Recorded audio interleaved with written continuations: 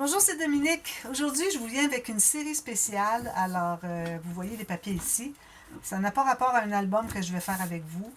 Ce n'est que le projet que je suis en train de faire, puis je vais me servir du travail que je fais pour cet album pour vous démontrer les astuces au quotidien. Alors, j'ai nommé la série Les astuces au quotidien parce que souvent, quand je fais mes tutos ou en dehors des... quand je suis hors ligne, finalement, quand je fais du travail en attendant d'arriver à au prochain tuto pour un projet, je fais beaucoup de travail en dehors. Alors, parfois, c'est juste mon mastico ici qui est à l'extérieur. Donc, à l'occasion, il va arriver que je l'apporte ici pour vous montrer quelque chose, mais j'ai pensé de réunir toutes les astuces que je fais souvent hors ligne et vous les montrer. Alors, c'est pour ça que là, je vous montre qu'est-ce que c'est le papier d'un album que j'ai commencé à travailler. Vous allez le voir en présentation inspiration dans quelques temps.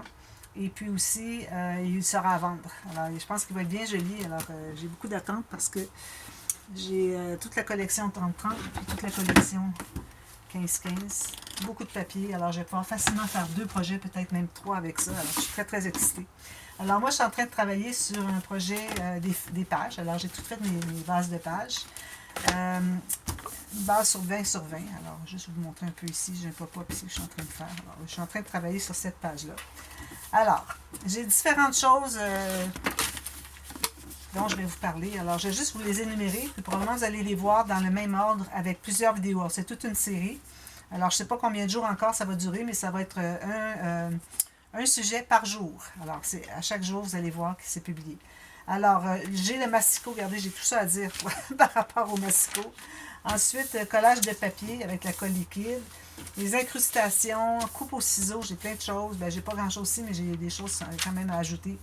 Ancrer les papiers, tout ça. Utilisation des chutes.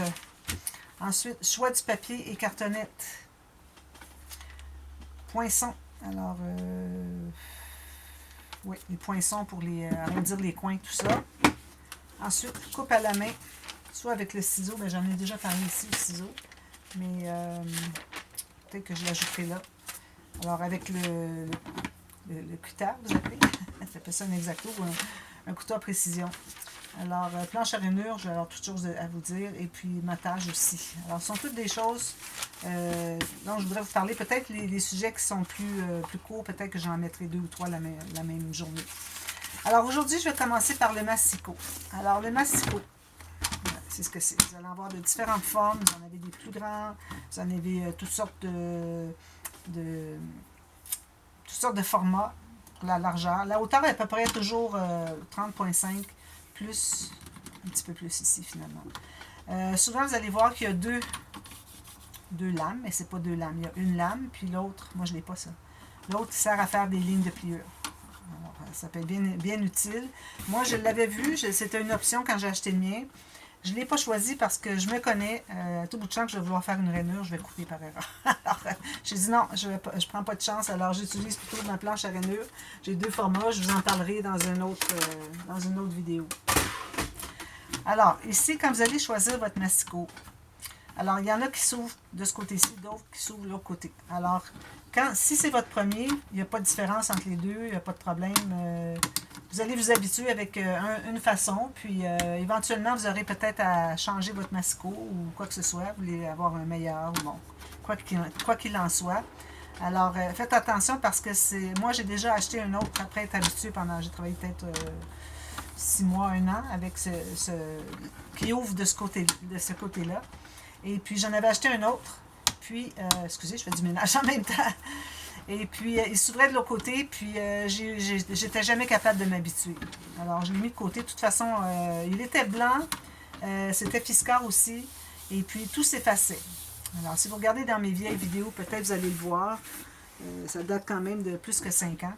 Alors, peut-être vous allez le voir. À l'occasion, j'ai travaillé avec. Mais je ne faisais pas beaucoup de vidéos à ce moment-là, surtout pas des tutos.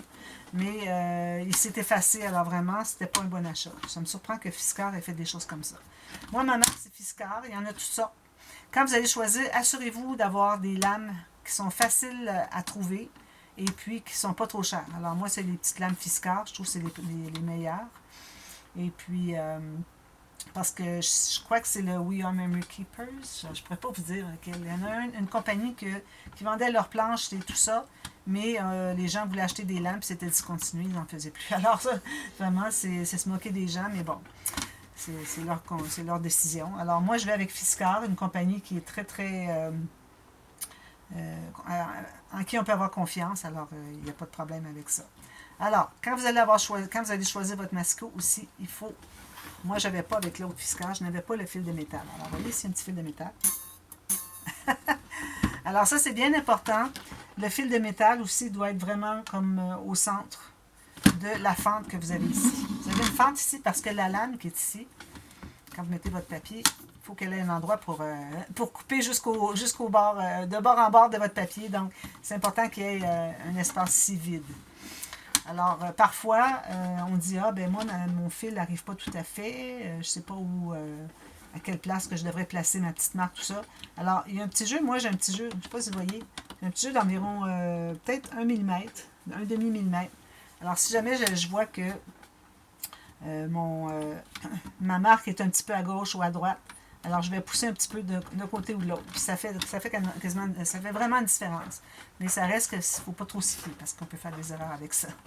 Alors c'est important le fil métallique parce qu'avec ça, vous allez pouvoir vraiment suivre bien droit. Vous pouvez vraiment placer votre petite marque au crayon. Alors, supposons, moi j'ai une marque au crayon ici.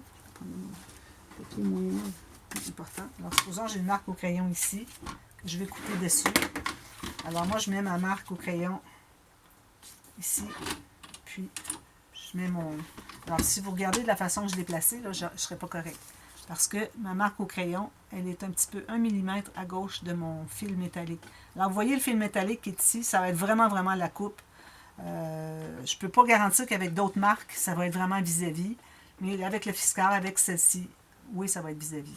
Alors, une chose que j'ai faite, que peut-être vous n'avez pas vue, je vais vous l'expliquer d'ailleurs, c'était dans les notes, je vais reprendre mes notes pour vous expliquer tout ça aussi.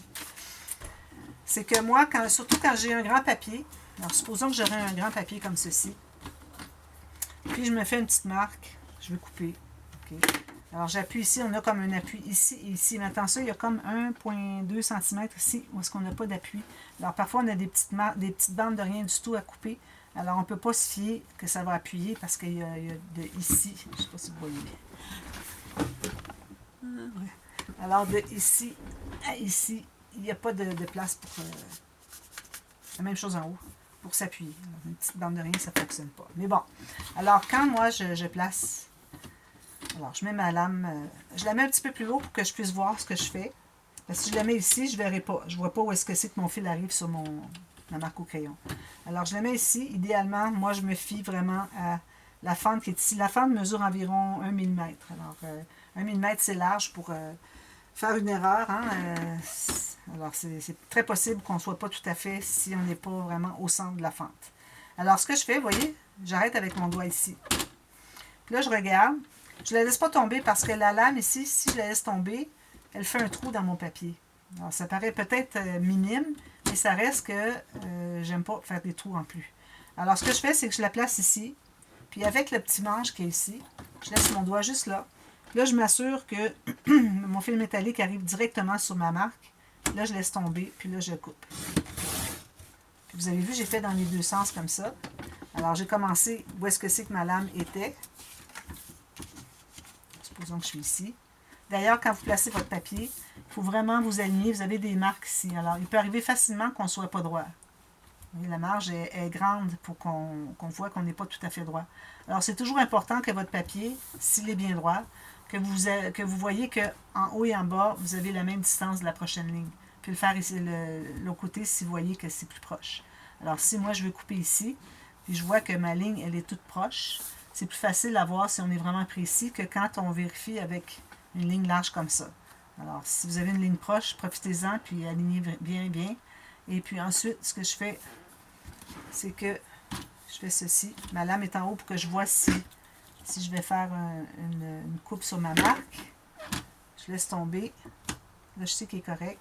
Je descends en bas, puis je monte en haut. Parce que vos lames, vous savez, votre lame, on dit une lame, mais il y en a deux finalement. Il y en a une ici qui coupe, puis une ici qui coupe.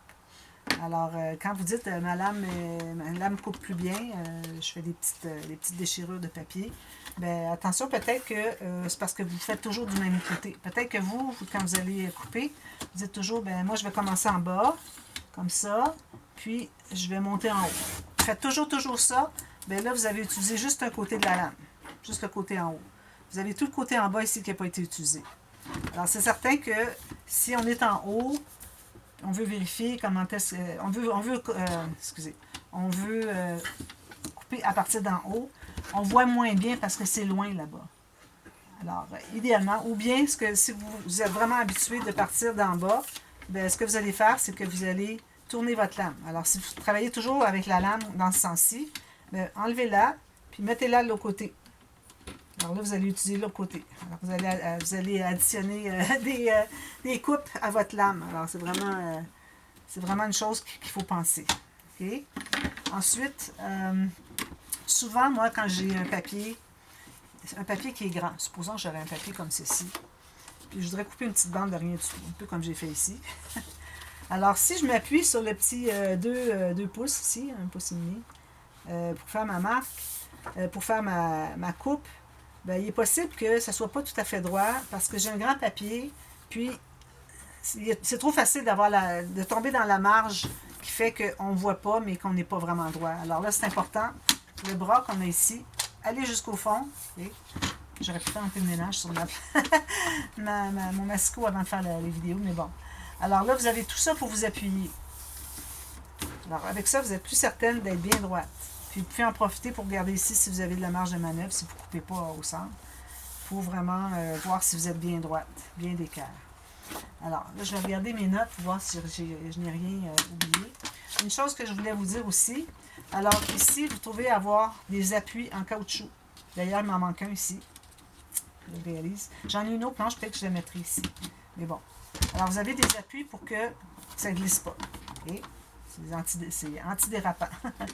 Vous avez ça ici qui se trouve à être pour lever, pour mettre votre papier, mais aussi, vous allez réaliser que quand vous pressez ici, ou ailleurs, vous immobilisez votre papier. Alors, si vous avez votre papier ici, que vous voulez couper, alors si vous faites juste le tenir ici, votre massicot, pendant que vous coupez, ben, ou juste tenir votre papier comme ça, bien, ça risque de bouger.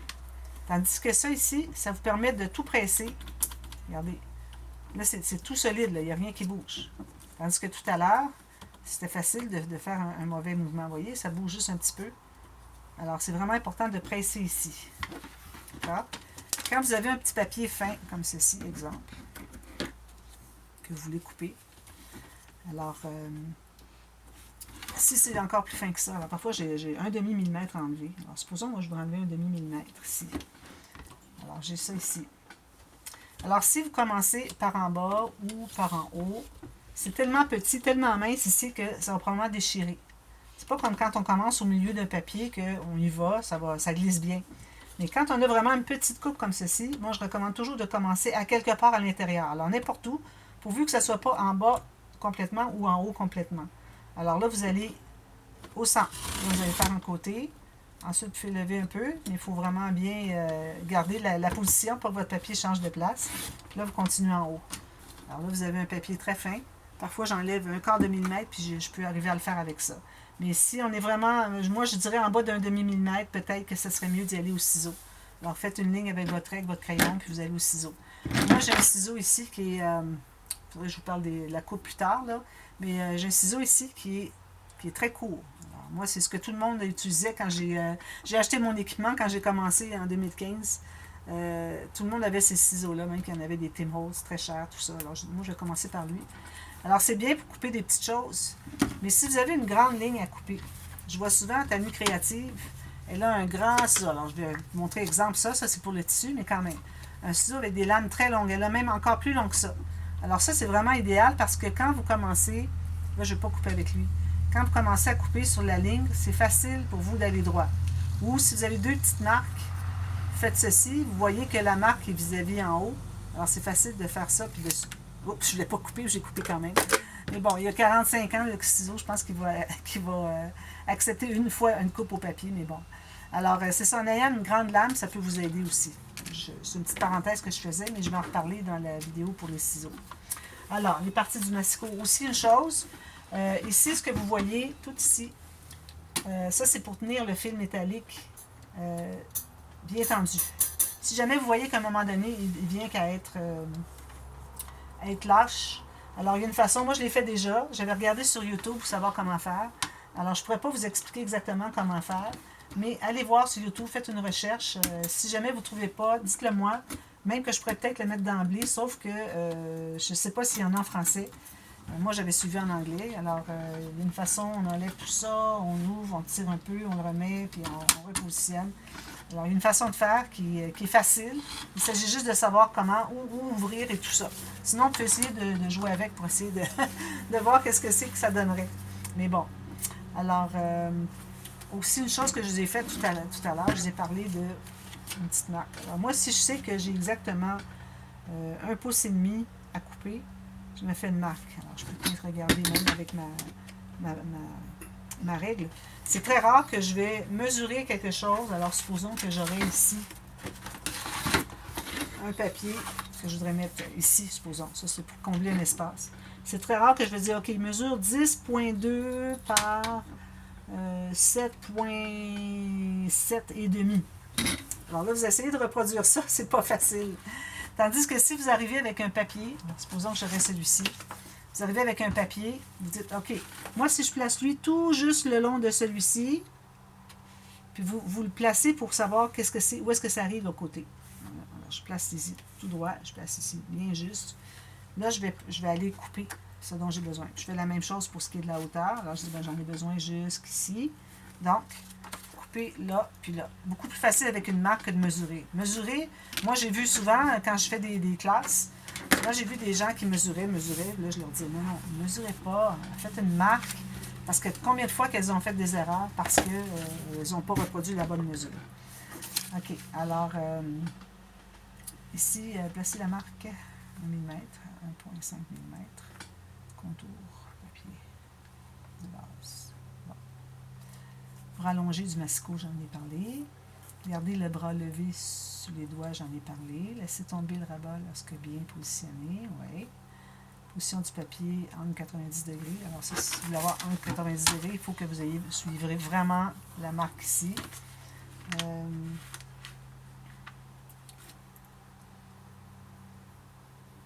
OK, c'est ici. Vous soyez bien appuyé ici quand vous avez un papier, comme j'ai expliqué. Avant de couper, vous soyez bien appuyé ici, vous vérifiez si c'est bien droit ici. Ça veut dire que vous allez vraiment avoir un bon angle de 90 degrés. Ça, c'est bien important. Coupe du papier lorsque le papier est mince. Alors, quand vous avez du papier mince, du petit papier à écrire, des choses comme ça, supposons que je prendrais celui-ci, justement, puis je voudrais le couper. Alors, si vous avez du papier mince à couper, ne commencez pas par en haut. Vous allez tout l'écraser. Encore là, il faut commencer au centre, puis on revient en bas. N'importe où, qui ne soit pas en haut complètement et en bas complètement. Puis ça va vous permettre de faire une coupe bien droite. Puis ça ne va pas tout déchirer le coin. Sinon, ça va tout déchirer. Ça m'arrive souvent. Parce que parfois, c'est tellement mince que même si je pars au centre, ça déchire. Alors, il faut faire attention. Puis aussi, bien, souvent, vos lames elles commencent à être usées un peu. Alors, moi, j'ai un petit bloc ici pour aller sabler, poncer un peu, enlever toutes les petites miettes de papier qui se forment parce que la lame n'est pas bien aiguisée. Puis quand vous avez terminé, quand vous dites, bon là, ça va faire, là, même du gros papier, je n'arrive plus à couper droit, c'est trop usé. Alors moi, je les garde de côté. On est toujours de côté parce que je les utilise pour couper de la cartonnette. J'ai toujours des lames ici.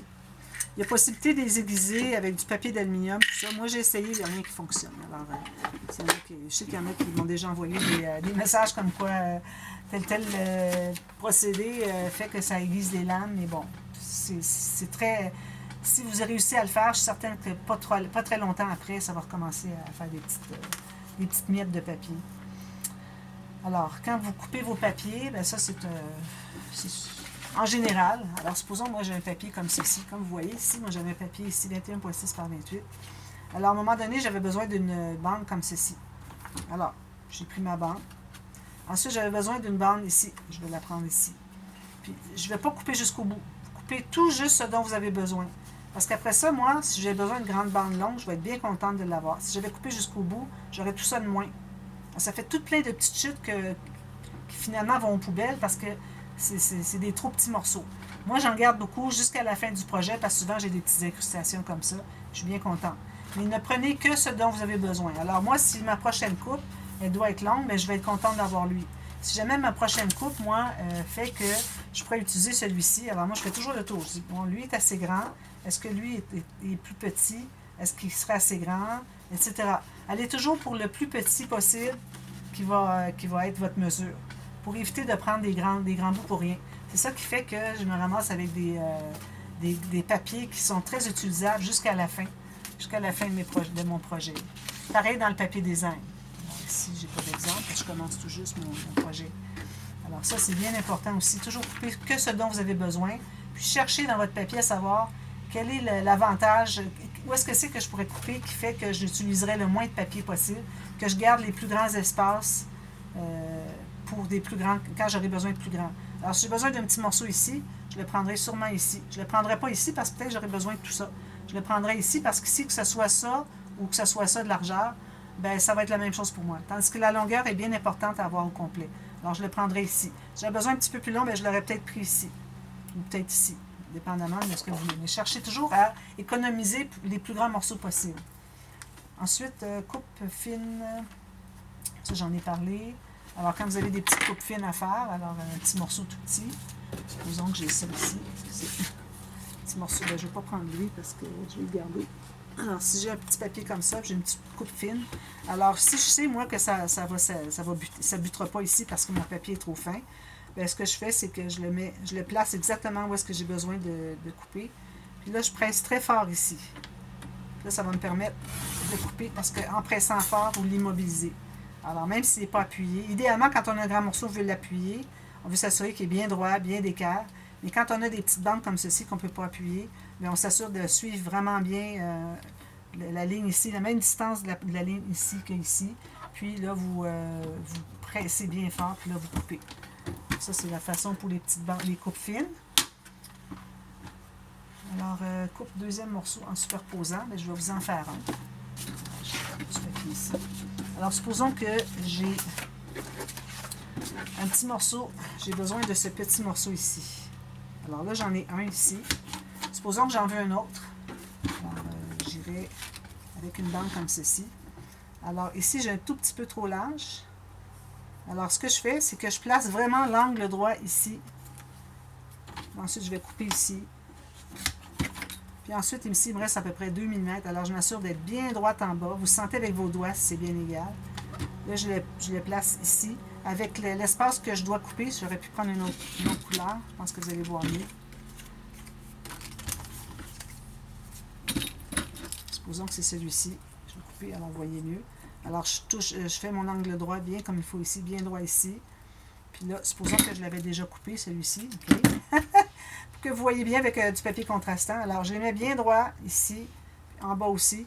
Là, je le place avec là où est-ce que je vais couper au centre de ma fente. Je le place bien droit ici, comme ceci. Je le tiens bien. Je m'assure de suivre la ligne. Là, je lâche tout ça.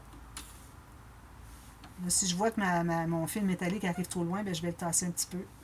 Toujours mettre bien ensemble. Ça, c'est assez délicat. Vous pouvez le faire au ciseau si vous voulez.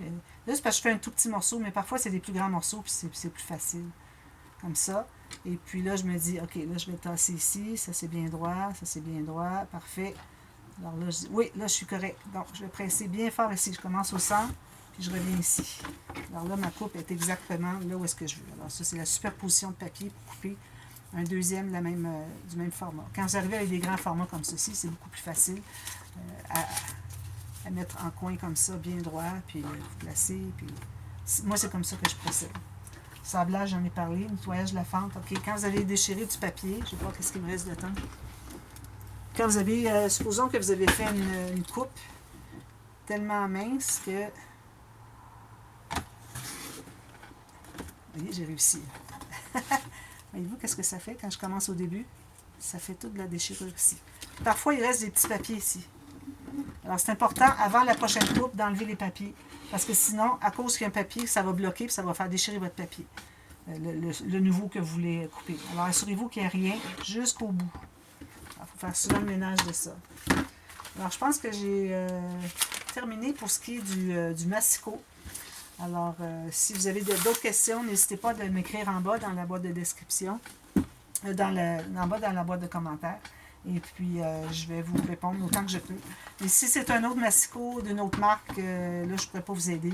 Mais je sais qu'il faut faire bien attention quand vous avez deux curseurs. Un pour la coupe avec une lame, puis l'autre pour faire la rainure. Il faut vraiment bien se concentrer les premières fois jusqu'à ce que ça devienne automatique pour vous. Et puis, parce que c'est facile de faire des erreurs, puis couper là où on aurait dû plier. Alors, ça fait du gaspillage de papier. Alors voilà, alors je vous reviens demain. On continue avec, là je vais vous parler de collage de papier avec de la colle liquide. Alors mon colle liquide, c'est de la Tacky Glue. Alors si vous avez une autre marque de colle liquide pour le papier, alors je vous viens avec ceci demain. Peut-être si j'ai le temps de faire des incrustations avec vous, ben, j'en ferai. Puis comme j'ai fait ici, vous voyez tous les petits papiers. Alors je ferai ça demain. Je me garderai une page, on en fera une ensemble si j'ai le temps. Si j'ai pas le temps, je ferai une deuxième vidéo pour faire les incrustations. Alors voilà, alors à demain, j'espère que ça vous sert tout ça. Alors on se revoit tantôt. Bye bye.